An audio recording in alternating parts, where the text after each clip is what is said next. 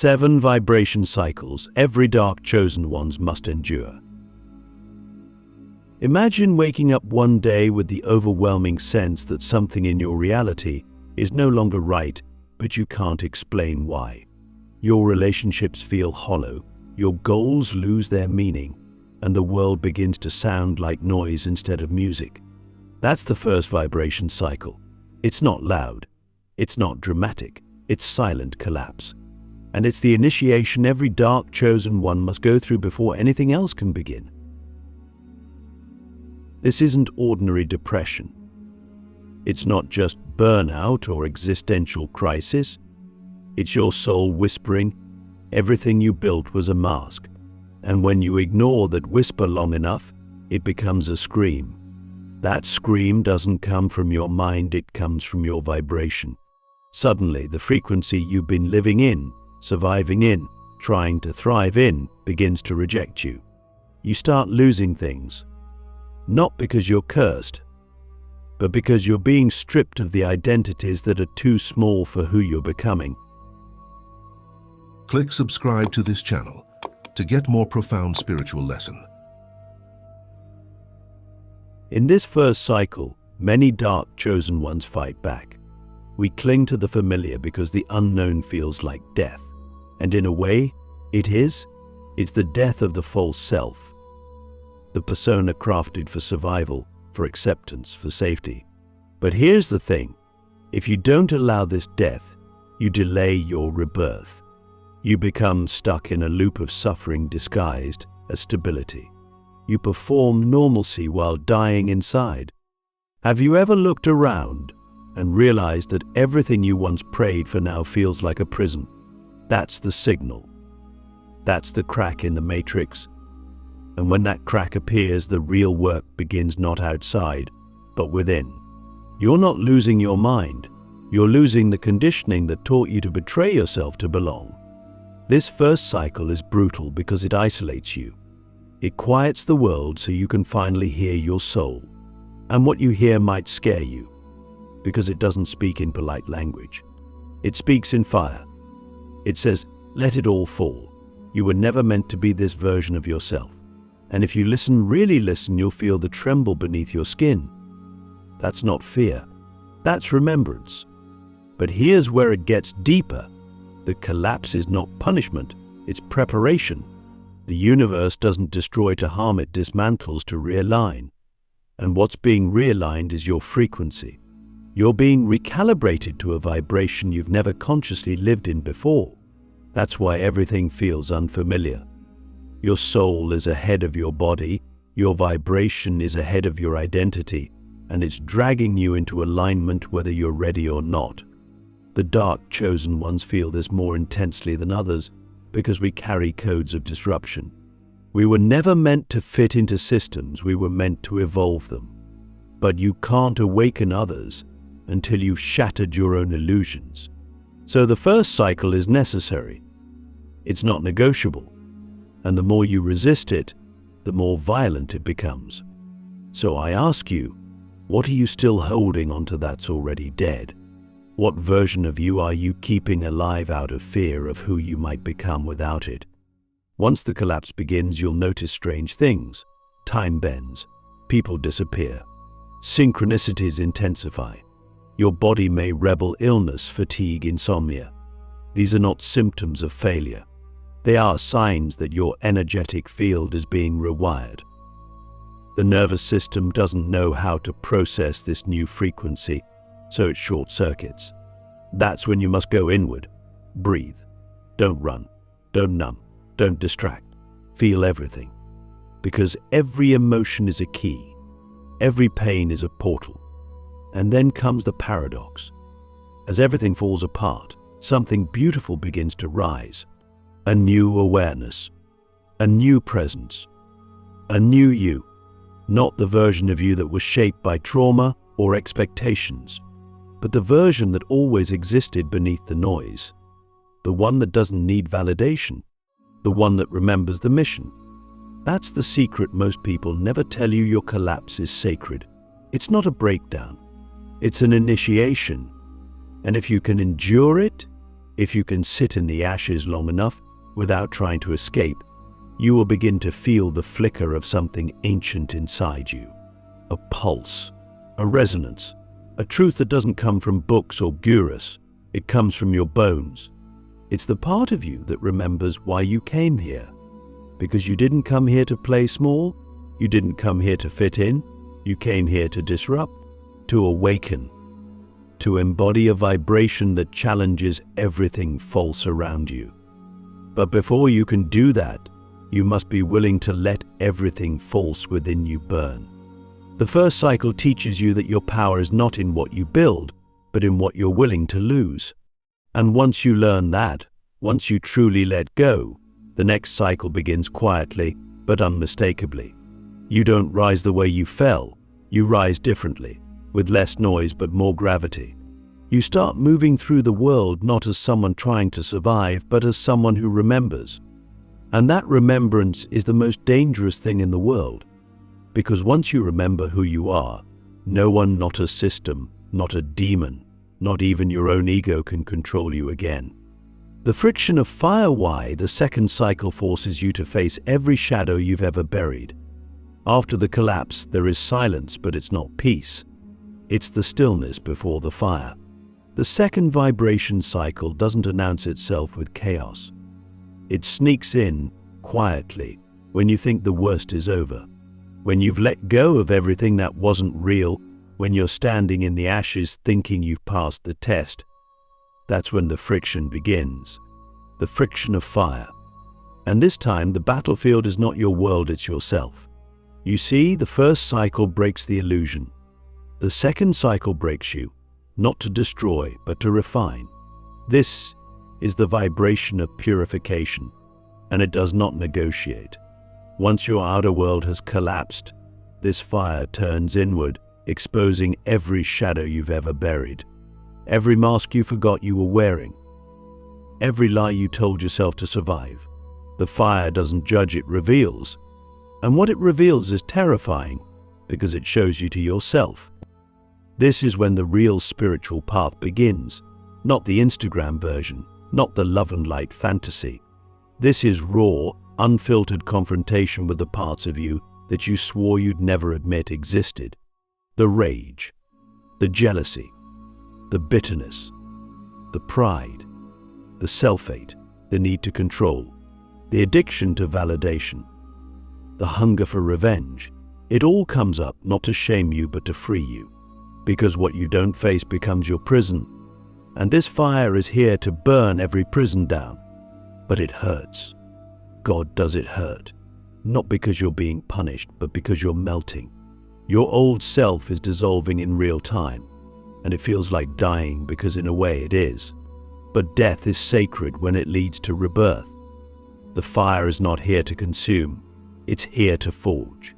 And what it's forging is the version of you that can hold power without being consumed by it.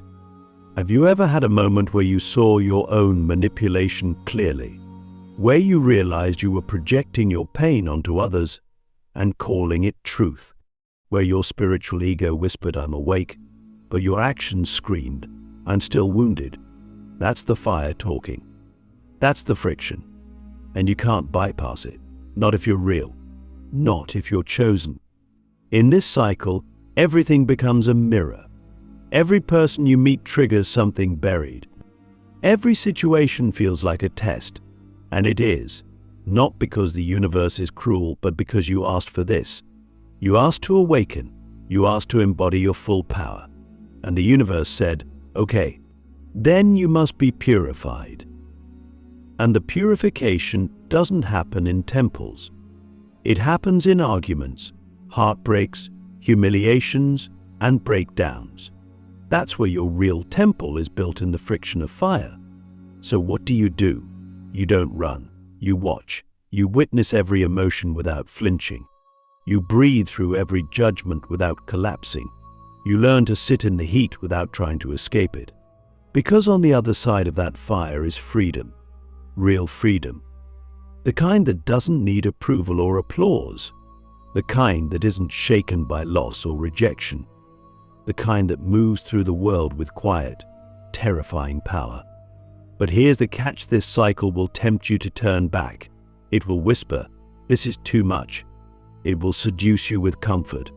It will offer you exit doors that look like distractions, addictions, or spiritual bypassing. And many chosen ones fall here, not because they're weak, but because they forget why they started. So I ask you this: do you remember? Do you remember why you chose this path? Why you couldn't stay asleep like everyone else? Why even when you tried to be normal, something inside you kept breaking the mold? That thing inside you, that unbearable truth that's your compass. That's what will get you through the fire. Because the fire isn't your enemy, it's your ally. It burns away what's not you. It sharpens what is. It turns your wounds into weapons, not to harm, but to heal. And when you embrace it, when you become the fire instead of fearing it, something shifts. You stop reacting. You start responding. You begin to see clearly, not just others, but yourself. And that self, raw and refined, is the only version of you that can carry the weight of your true mission. This cycle teaches you one of the most sacred truths: your shadow is not your shame. It's your source. It's where your untapped power lives. It's where your humanity and divinity meet. And only by facing it, fully and fearlessly, can you become the vessel for the vibration you were born to carry. So if you're burning right now, good. You're not broken. You're becoming. And what you're becoming is rare, is sacred, and is unstoppable. The void between worlds, what the third cycle teaches about stillness, emptiness, and the rebirth of true vision. After the fire has scorched you from the inside out, after you've stared into the shadows and found your reflection staring back, you don't emerge into light, not yet. You enter the void. The third vibration cycle is not dramatic like the collapse, nor purifying like the fire. It is the nothing, the in-between, the space where you are no longer who were, but not yet who you are becoming. It's the hallway between lifetimes, the silence between two thunderclaps. And it is one of the most misunderstood and misjudged stages of the entire spiritual path. Because here, nothing happens and yet everything is shifting. This void is not empty in the way the world defines emptiness. It is sacred stillness. It is the womb of your next becoming. But to the ego, it feels like death. There are no signs, no confirmations, no applause. You do the work and nothing seems to respond. You pray and the heavens go silent. You reach for purpose and it slips through your fingers. It feels like failure, like abandonment, like you've lost your way. But that's the illusion. The void is not the absence of progress, it is progress in disguise. It's the soil resting before the next harvest. It's the soul shedding its final layers of dependency on external validation. Most people can't survive this cycle. They're addicted to movement, to signs, to outcomes. And when those things stop, they panic. They regress. They go back to the familiar, even if it was killing them. But the chosen ones, those who've endured the collapse and survived the fire, know better. They learn to sit in stillness, not as victims of delay, but as guardians of divine timing. They understand that the void is not a punishment. It's a preparation. It's where vision is reborn, not from the mind, but from the silence of the soul. In the void, your nervous system recalibrates. Your mind slows. Your heart reopens not to the world, but to yourself. And in that deep stillness, a new frequency begins to rise from within. It's subtle. It doesn't shout. It whispers truths that you've never been ready to hear until now. It shows you what's real, not what you want to be real. Not what your ego needs to be real, but what is. And from that truth, a new clarity begins to form. Not a plan, not a goal, a vision, a way of seeing that comes from beyond the veil. But here's the thing, the void doesn't offer comfort, it offers clarity. And clarity is sharp. It cuts through delusion. It shows you who you've become, what you've outgrown, and what you've been avoiding. It reveals the attachments that still linger, the subtle fears you thought were gone, the compromises you still make when no one's looking. And in that brutal honesty, you're given a choice: evolve or escape. This is where many spiritual seekers fall into the trap of false peace. They mistake the stillness for stagnation, so they force movement. They chase distractions that look spiritual, but are rooted in fear. They seek another teacher, another ritual, another system, anything to avoid the discomfort of simply being. But the dark chosen ones know. This is the test. Can you sit in the void without needing to fill it? Can you hold the emptiness without turning it into a story? Because in that emptiness, a miracle is occurring. Your old vibrational field is dissolving. The frequencies you once carried, shaped by trauma, ambition, ego, identity, are fading. And something new is taking its place. It's not just an upgrade, it's a resurrection. But it can't be rushed. You can't force the seed to bloom. You must wait. You must trust. You must surrender. And that surrender is the most powerful thing you will ever do. Because when you finally stop trying to manifest, to control, to predict, when you simply exist in alignment with the void, you begin to feel something ancient waking up inside you. A knowing, a presence, a vision that doesn't come from your mind. It comes from your essence. And that vision is not about achieving. It's about embodying. You don't just see the path, you become the path. So let me ask you something. Are you willing to be unseen, unvalidated, and uncelebrated while your soul is building something that the world can't yet perceive?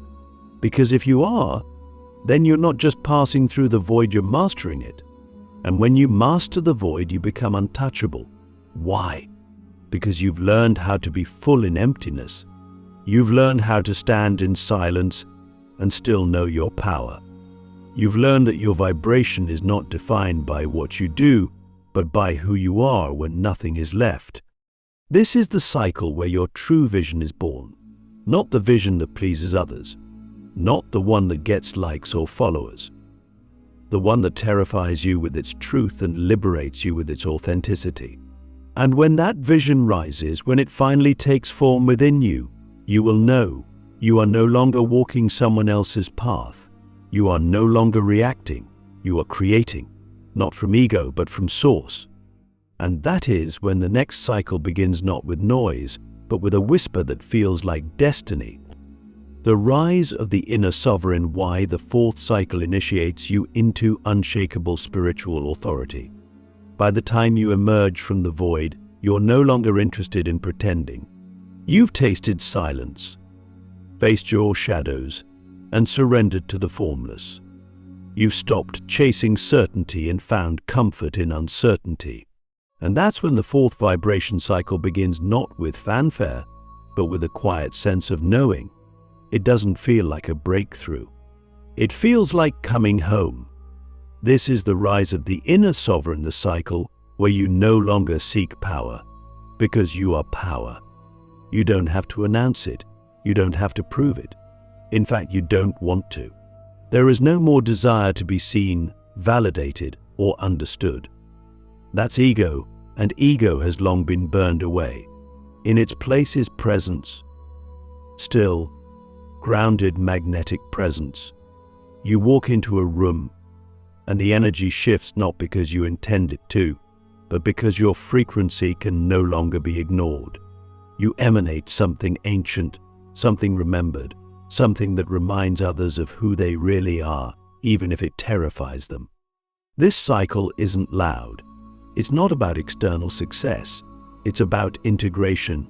You've collapsed, burned, emptied. Now you embody. You begin to make decisions from alignment, not fear. You speak from truth, not performance. You no longer betray yourself for peace, love, or belonging. You are your own authority. And that authority doesn't come from dominance. It comes from sovereignty. You don't control others, you control your field.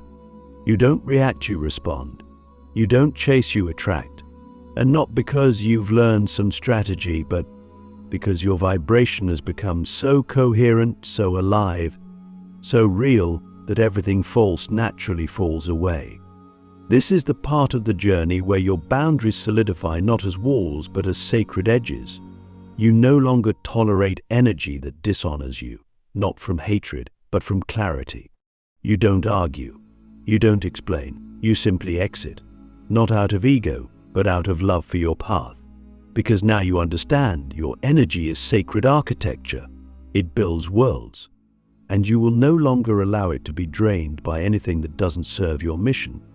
But the real alchemy of this cycle is not just in how you protect your energy, it's in how you wield it.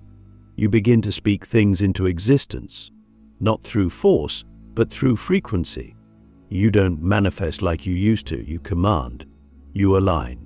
You receive not as a gift, but as a reflection of your vibration. You become the source, not the seeker.